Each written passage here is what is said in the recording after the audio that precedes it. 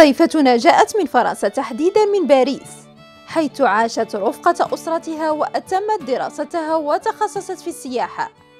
تعيش اليوم بين باريس ومراكش، فرغم حياتها الباريسية كانت دوما مرتبطة ببلدها. هذا الارتباط دفعها للاستثمار في المجال السياحي.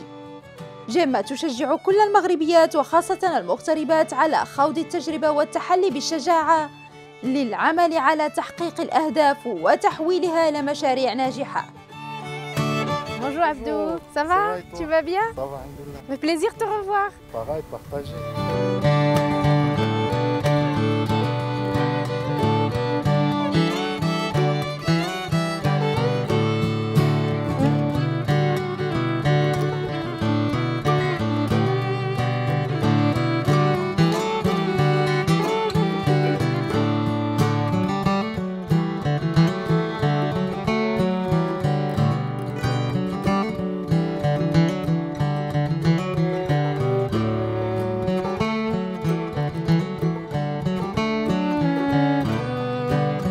Je m'appelle Jemma Benali, je suis franco-marocaine.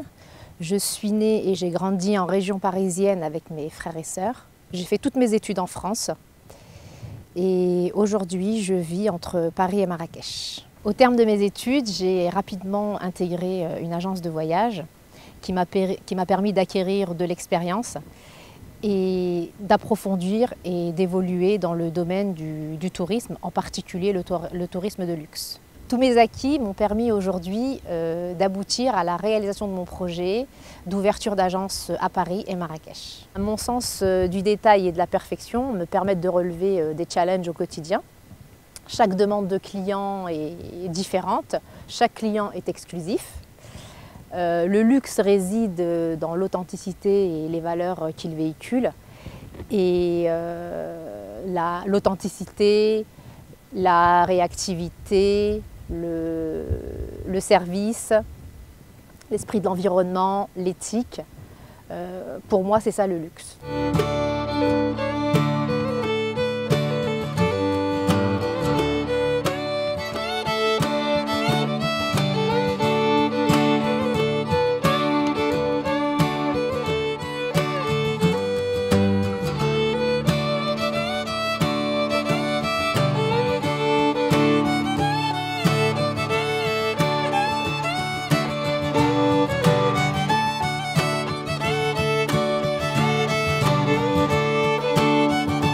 Bien qu'ayant grandi en France, j'ai toujours un lien indéfectible avec mon pays d'origine, qui est le Maroc. Et j'ai décidé de faire mes premiers projets au Maroc. Et jusqu'à présent, alhamdoulilah, je n'ai rencontré aucune difficulté particulière. En tant que jeune femme entrepreneur, je suis fière que le Maroc soit tourné vers la modernité et l'avenir. Je pense à tous ces projets qui sont en cours, comme le port de Tangemed et sa stratégie économique. Ce travail colossal de développement dans le sud du Maroc, notamment Dakhla qui aujourd'hui accueille une partie du monde. Le Maroc aussi a su préserver son patrimoine culturel à travers la restauration de toutes ses anciennes médinas. Aussi, le Maroc a su installer son leadership sur le continent africain et rayonne à travers le monde, et ce grâce aux actions et aux initiatives de Sa Majesté le roi Mohammed VI, Allah Yansr. La France est un pays qui m'est cher, riche par sa culture, sa gastronomie reconnue mondialement, son patrimoine, ses palaces, son goût de luxe. La France reste aujourd'hui le pays d'Europe le plus attractif.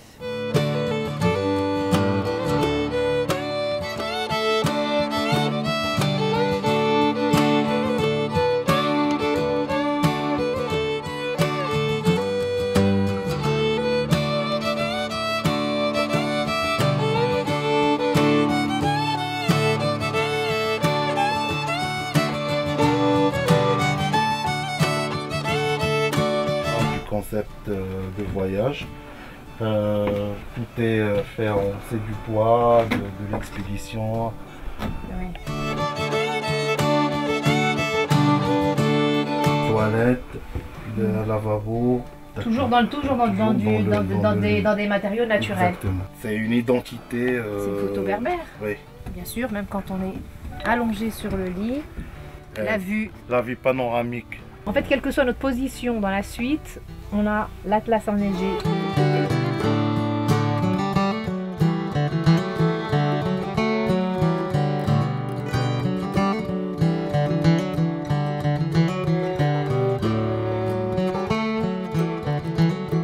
La différence entre la tente émotion et les suites, c'est juste au niveau de la superficie. Dans les tentes émotion, il n'y a pas de salon, mais il y a le même confort, la même salle de bain, les mêmes toilettes, et comment il s'appelle, le couleur, le rafraîchisseur. Toujours dans le concept de l'expédition. Vous voyez là, c'est des mallettes. On est toujours dans une décoration naturelle. Il y a deux portes. Oui. Il y a une transparente et l'autre c'est en tissu. D'accord. Au cas où, vous pouvez faire ouvrir celle en tissu et les garder fermées, celles qui sont transparentes. Et comme ça, tu as la vue dégagée, tu peux voir le vis-à-vis, il n'y a pas de vis-à-vis. On essaye de respecter l'intimité de chaque client et tout en privé, de lui faire son propre espace, qu'il se sent vraiment qu'il a son espace, qu'il a son monde à lui. On lui construit un monde que pour lui.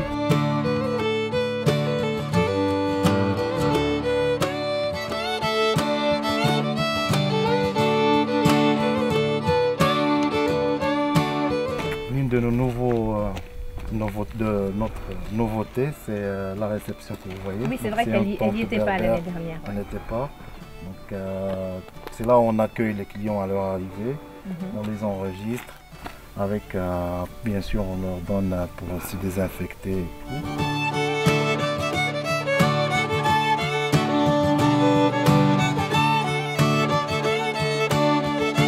J'adore cette piscine. C'est fait avec des matériaux bio.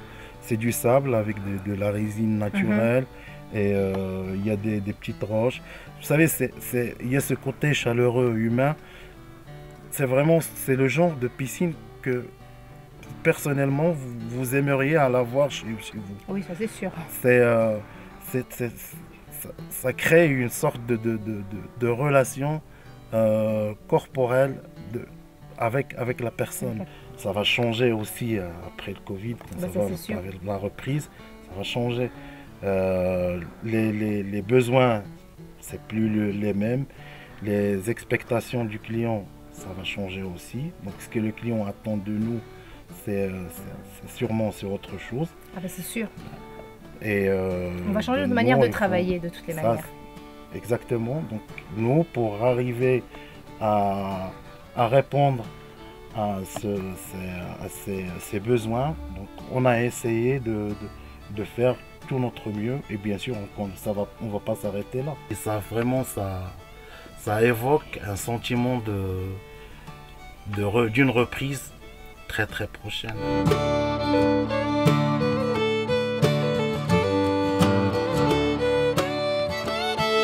Je m'appelle Abdou, un membre de l'équipe de Inara Camp. Nous sommes heureux de vous présenter notre camp qui est situé à 1 heure de Marrakech. Jma, c'est l'une de nos premières et meilleures collaborateurs avec qui on a travaillé. On a fait pas mal d'événements et on attend qu'il y aura pendant la relance, on aura plus d'événementiels, plus de groupes, plus de collaborations. Et on espère, comme d'habitude, d'être à la hauteur et répondre et satisfaire ses clientèles.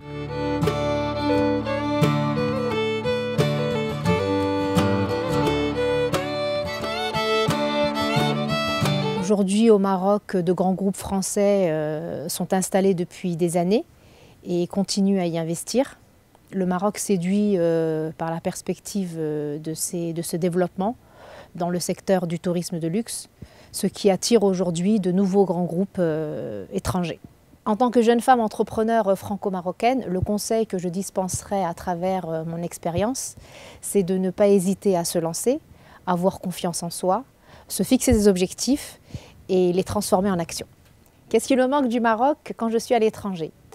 L'état d'esprit qui caractérise les Marocains que je retrouve nulle part ailleurs, l'hospitalité, la qualité de vie, le climat, la gastronomie marocaine et l'humour marocain, bien entendu. J'ai beaucoup voyagé à travers le monde. Pour moi, chaque pays a sa particularité par sa culture, ses paysages, sa manière de vivre, son histoire. En fait, j'ai été marquée par chaque pays que j'ai voyagé.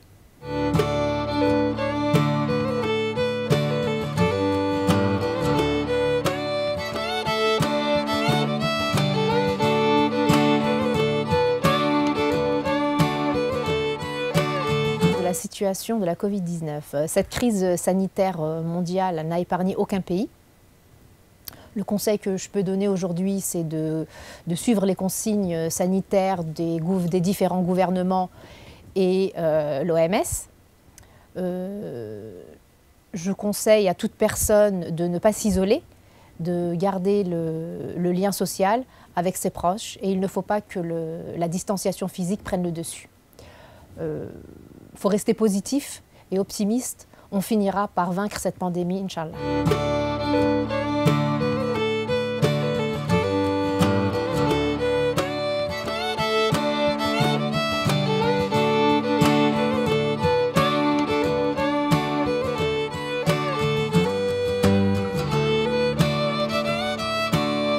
En tant que franco-marocaine, j'invite tous les Marocains du monde à revendiquer leur marocanité, d'être fiers d'appartenir à ce beau pays qui est le Maroc et d'y retourner le plus souvent possible. Je tiens à remercier avant tout mes parents, de m'avoir permis de grandir dans cette double culture, de m'avoir inculqué toutes ces belles valeurs. L'empathie, la bienveillance, le vivre ensemble, cet état d'esprit, qui font de moi la femme que je suis aujourd'hui. Et je remercie également le reste de ma famille.